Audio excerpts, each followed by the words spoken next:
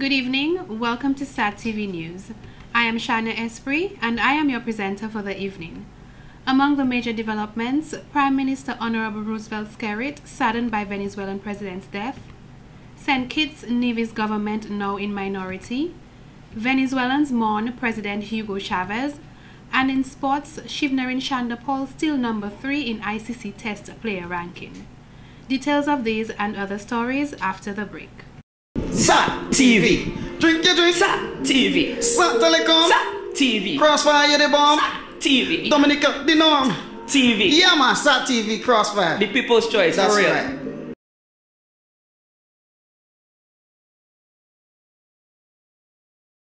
Welcome back. The OECS Juvenile Justice Reform Project has given the Dominican youth a chance to display their positive attributes such as their skills and talents. On Monday, March 5, 2013, the talent display competition was launched and Magistrate Gloria Augusta stated, "It is a competition that will bring out the talents of the youth which needs more acknowledgement." Ms. Augusta said the entire purpose is to support the activities that the youth enjoy once it is legit. Also, in events where they have aptitude, the expertise it needs to be highlighted. She added, if this is done, they would not have the time to involve themselves in activities which may lead them to the magistrate's courts. For those who are interested in fashion designs are encouraged to submit their entry forms by March 18th and graphic designs should be submitted by April 17th. This project is likely to reinforce the juvenile justice system through suitable modification procedures applied both nationally as well as sub-regionally. The OECS Juvenile Project is supported by a U.S. presidential initiative called the Caribbean Basin Security Initiative, and resources are channeled through USAID. Mrs. Booley said the duty of the youth is to challenge corruption, and that is the main purpose. In other stories, Pat Studio Production Audiovisuel, a Martinique-based production company, completed a day of filming non-commercial material in Dominica on Tuesday, March 5, 2013. The material will be used for the production of a 52-minute documentary on sugar mills in the Caribbean. The documentary, which is expected to be released in 2004, will be produced by director and video producer Patrick Beausoleil, who arrived in Dominica via a cruise ship. To obtain material for the documentary, Mr. Beausoleil visited abandoned sugar mills at the Old Mill Cultural Center, River Estate in Canefield, and Makushri. My last documentary is The Secret of the Fortresses of the Caribbean. It's a movie, 52 minutes, speak about the different fortresses in the Caribbean, and the story, the same story of the Caribbean when Europeans with battle to capture the different islands. This documentary won different award in United States, in Guyana, in Guadeloupe, in a gold award in Houston, just for a good quality. My documentary a lot of time to make a documentary, 1 or 2 years for one documentary. Today, in Dominica, in Gozo, I begin a new documentary about sugar mill. Mr. Beausoleil says he thinks it is very important to present the story of sugar mills in the Caribbean as they were widely used during the time of slavery.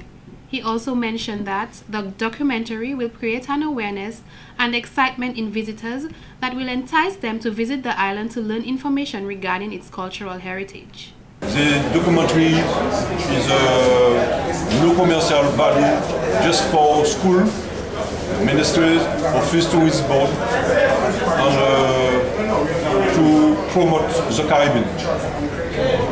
Last year, I was in Wozo to make another documentary, different cities, Caribbean, capital of the Caribbean, 30 cities of the Caribbean. The same idea to promote the Caribbean, to present different capital all the Caribbean. He said the documentary entitled At the Time of Sugar Islands is a non-monetary project which will be distributed to schools, tourist information centers, and at regional and international trade shows.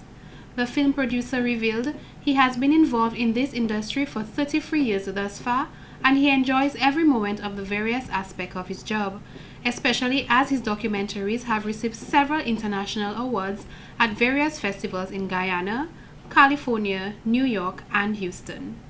His documentaries include Secrets of the Fortress of Caribbean featuring St. Kitts, Haiti, Cuba, Guadeloupe, Martinique, Santo Domingo, Puerto Rico, Saint Martin, and Les Saints, and Cities of the Caribbean, which features Roseau among others.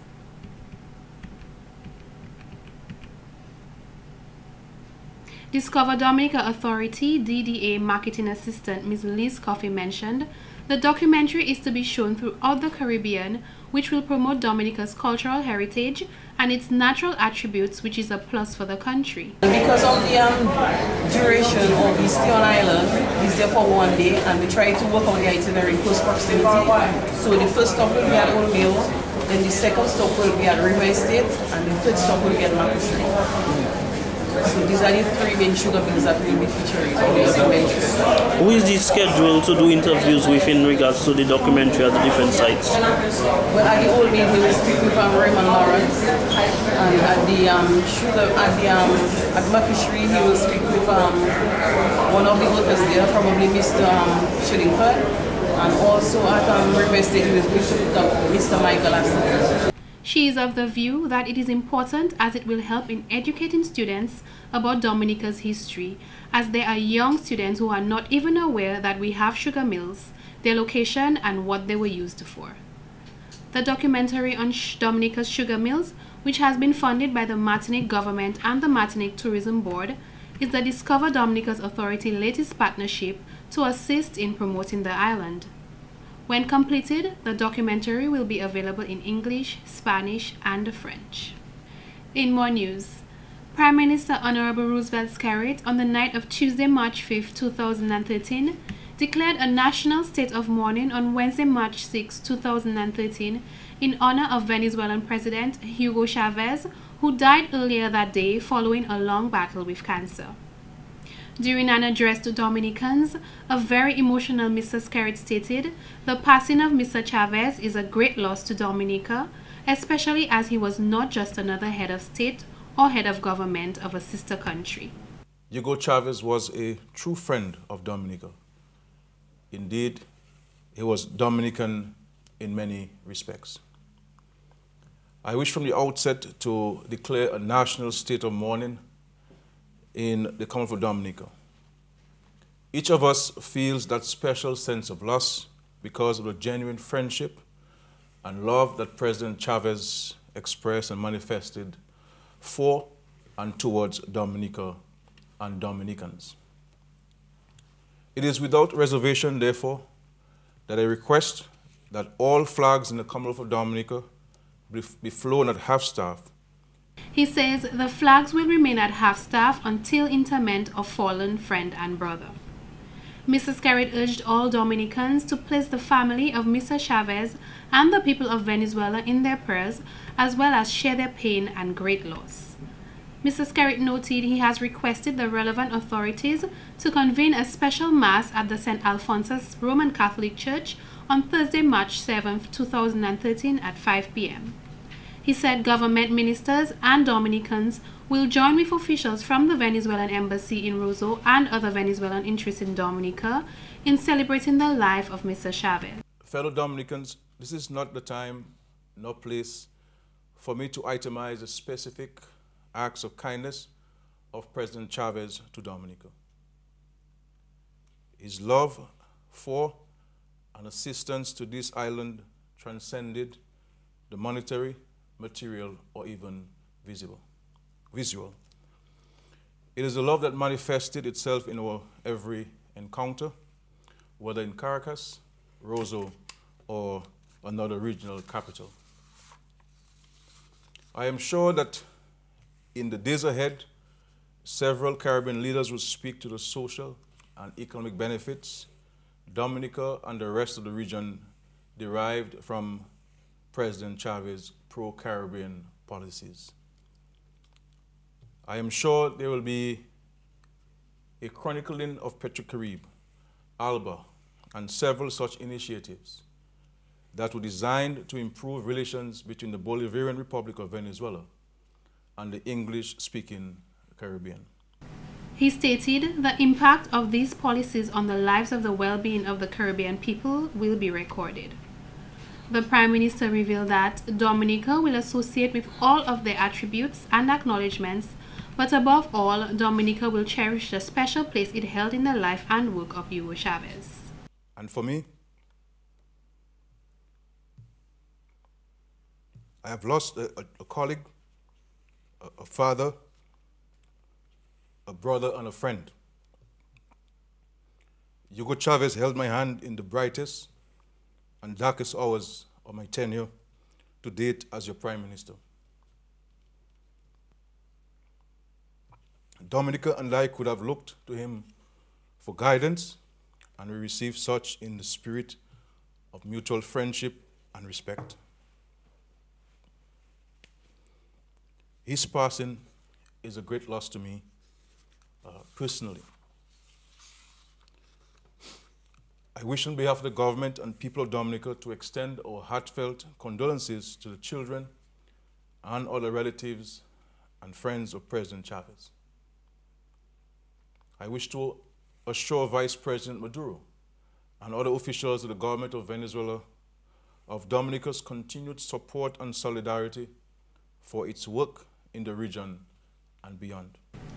Mr. Skerritt also expressed his deepest sympathy to Ambassador Hayden Pirela Sanchez and the staff of the Venezuelan embassy in Roseau. In days ahead, Mr. Skerritt said, the government shall indicate further initiatives to appropriately record its sadness at the passing of President Chavez and its commitment to the commemoration of his work. He said we as Dominicans should pray for the government and people of Venezuela, while each of us reflect privately on the impact of this great leader on our country and the advancement of its people. In Parliament on Tuesday, March 5th, a leader of the United Workers' Party, Mr. Edison James, touched on various subjects that the opposition disapproved of. This is 1% politics and 90% statesmanship, Mr. James stated. According to Mr. James, DLP lost their marketing opportunity under the supervision of Minister of Agriculture, Mr. Matthew Walter. In regards to the Black Sigatoka disease, Mr. James said when he was informed that the disease was approaching Dominica, he said to the minister, and I quote, "Let us prepare for its coming by ensuring that we have the right chemicals." The response was, "We already have the right chemicals," end quote. I got involved and I spoke to the PS because I told the gentleman, the PS, that look, the information we have from the Casablanca area is that farmers are anxious because we had missed the cycle. And he told me, okay, by Friday it will be redressed. I said, no, sir. Give the directions for this gentleman to start the operation the next day. And I think that was done. So it was a straight question of political engagement. Mr. Prime Minister, you can check it out. That is undesirable. We cannot be messing around with our industry based on political division. Black Sigatoka is now present in Wesley, he said. Mr. James noted that this is lack of communication and dishonesty. He added that a supervisor from Casablanca was prepared to monitor and assist with the Black Sigatoka disease, but somehow was prevented due to alleged political reasons. Mr. James also noted that the opposition agrees to the $45,000 fee for electoral list and process. However, national ID cards need to be dealt with before the election process. I welcome that amount. I would have hoped that we'd be seeing here $5 million to deal with the entire electoral reform process. I do not know whether the minister, the Prime Minister, Minister of Finance will tell us when. Yeah. About what? Which one? No, I didn't ask it. I didn't ask it. Yeah, I didn't ask it. I wish it were $5.1 million to take care of the entire electoral reform program, because I think we all must agree that it is completely undesirable, to put it mildly, for us to enter into any general elections without the electoral reform process being completed, that to include the ID cards for voting, and the cleaning of the electoral list. Minister of Agriculture, Mr. Matthew Walter, provided facts, figures, as well as dates to prove his point that the agriculture sector in Dominica is just as vital as any other sectors. Mr. Walter said 49,000 tons of wood crops were produced in 2011 with the value of $104 million and $115,000.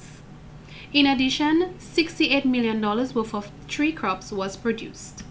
Pink grapefruits, we have distributed 968 plants. Mexican lime, we have distributed 206 plants. Seedless limes, we have distributed 474 plants. Lemons, we have distributed 41. Valencia orange, we have distributed 863. Navel orange, we have distributed 1,764 plants. Sweet orange, we have distributed 445 plants. Mandarins, we have distributed 711 plants. And Organic Tango, we have distributed 183 plants. He noted the government is on the right track and should remain focused on our farmers. However, our farmers and agricultural sector should not disregard. The time of division is over and all stakeholders should come on board, Mr. Walter said. The agriculture sector is fundamental to the development of this country. Whether we talk in economic, whether we talk in social, cultural, and political, it is fundamental. It's the oasis of this country.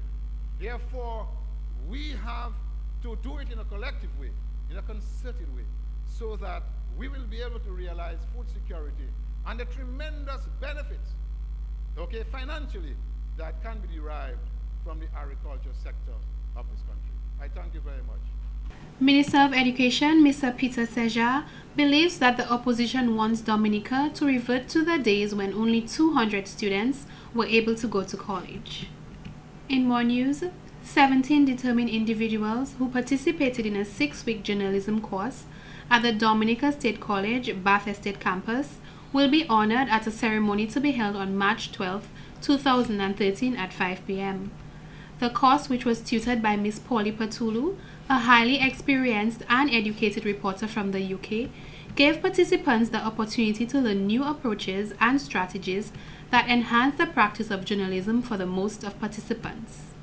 Mr. Merrill Matthew, Dean of the Faculty of Education and participant of the journalism course, said, "What inspired the Department of Continued Education to undertake this course was the need for improvement in the journalism sector." The journalism course started out of the need we at the Faculty of Education, more specifically the Department of Continuing Education, saw for improvement in what we saw happening in journalism and what we heard happening in journalism. Many people in Dominica are concerned about the quality of reporting that we see on television and that we hear on radio and that we read in our newspapers. So we thought, as a college, this is an area that we have to address. Mr. Matthews said that because of Ms. Patulu's expertise in the field of journalism, it was evident that her contributions would be very beneficial. He further stated that the college is thinking of putting on an associate's degree in mass communication. How do we go forward as a group of 17? And it is very clear that participants felt the need to go deeper and wider in the area. So for the group of 17, we definitely as a college will be exploring how do we take that group of people to the proverbial next level. But bigger than that, the college is thinking of putting on an associate's degree in mass communication. Mr. Matthew had this to say when asked what his personal gain from the journalism course was. I learned so many things, but I could condense it to say I have now learned to express myself much more clearly. in writing and in speaking. Because we were challenged to keep putting only what is important in the documents we write, it has taught me, because I like to speak as a person, and mainly because I like to hear myself, but in writing for others, it's not about hearing yourself, it's about getting the message to people and getting it quickly. Mr. Matthew encouraged persons who are practicing journalists to take advantage of these types of programs. He said, for Dominica to remain competitive, we need to move away from the mentality of mediocrity. It must never be that we as a nation and as a people keep saying, oh, that's good. We need to come better than that. We need to excel in the things that we do. And journalism is something that is ever present in people's lives. It's every day you hear it, every day you see it. And it is very important that practicing journalists in Dominica are on top of their game. And it must not be that is good. Every journalist should be saying, I want to excel. The course began on January 15th and climaxed on February 26th. However, journalists and non-practicing journalists who participated in the course can say they have left with more knowledge and expertise in the field of journalism.